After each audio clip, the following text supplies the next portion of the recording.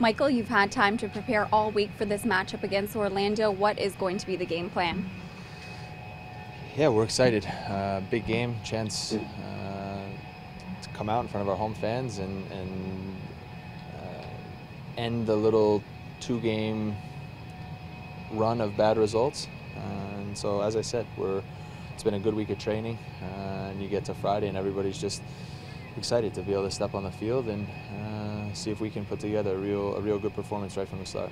The last time you played Orlando, it was a score 4-1 for Toronto FC. The main player that was missing from Orlando's lineup was Kaká. He should be traveling with the team this time around. How do you think that changes your game plan, if it does at all? We know he's a very good player. He, right from the beginning of this year, I think, has had an incredible way about him in terms of his willingness to put as much on his shoulders as possible and to try to make plays that really help their team. And so we'll do what we always do, just try to look at their team, look at the important players on their team, and make sure that we make the game as difficult as possible for them. Despite the team's defensive woes, do you like the position that the club is in at this point? Sure. You play all year to arrive at this point in the season with a lot to play for, with everything still on the line, and that's certainly the case. You know, we have 11 games to go, 8 at home. There's still plenty of twists and turns to come still, and we've kind of talked about how there has to be some urgency. There has to be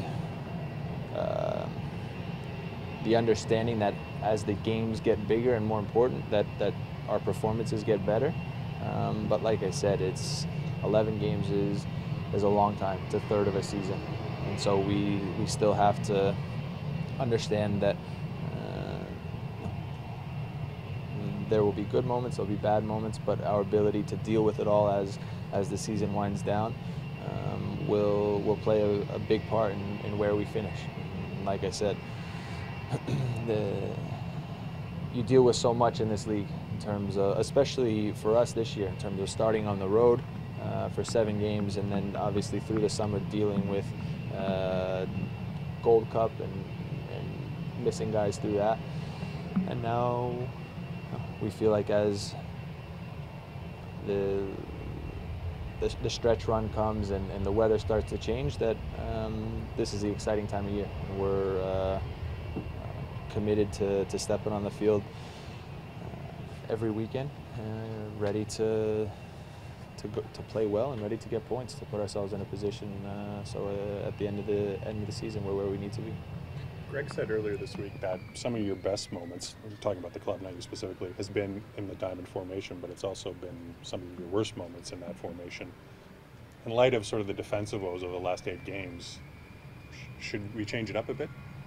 At the end of the day, Greg will be the one to decide. But do you have an opinion? He'll decide, and whatever it is that he wants to do, he has the backing and he'll have the commitment of every guy to step on the field and give everything they can for the team and for the club.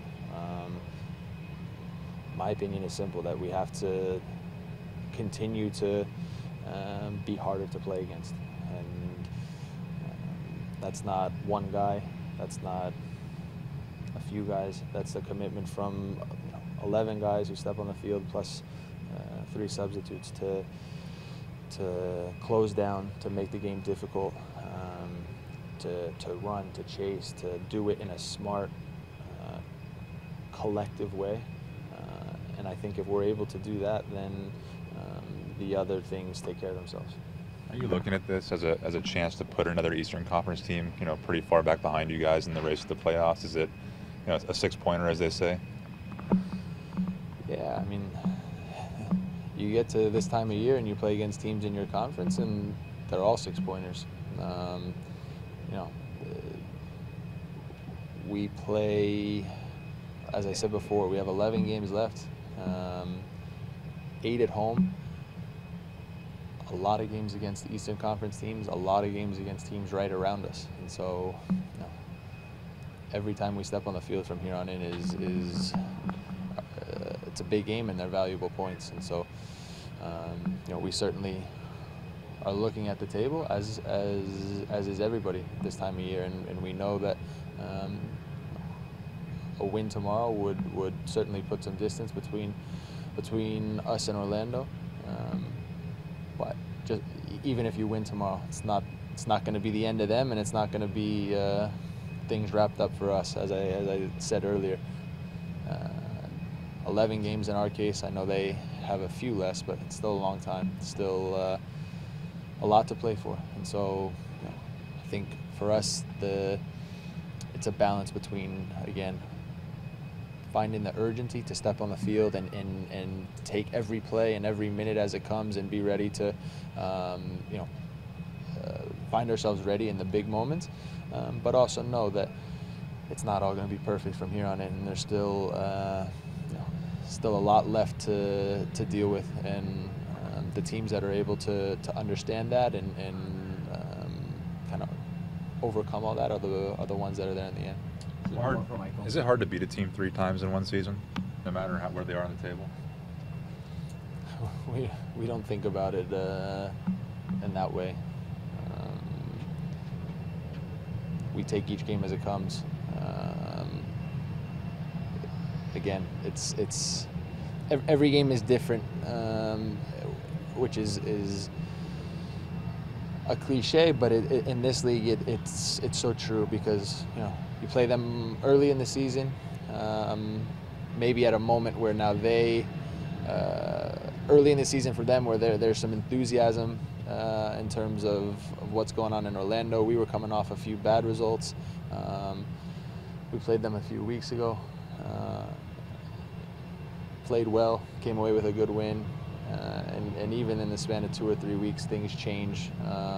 You miss guys, injuries, suspensions, and so, like I said, in terms of statistics and beating teams 3 times in 1 year, things like that, we let you guys look at those things and talk about those things. For us, it's trying to be ready to go from the first minute tomorrow.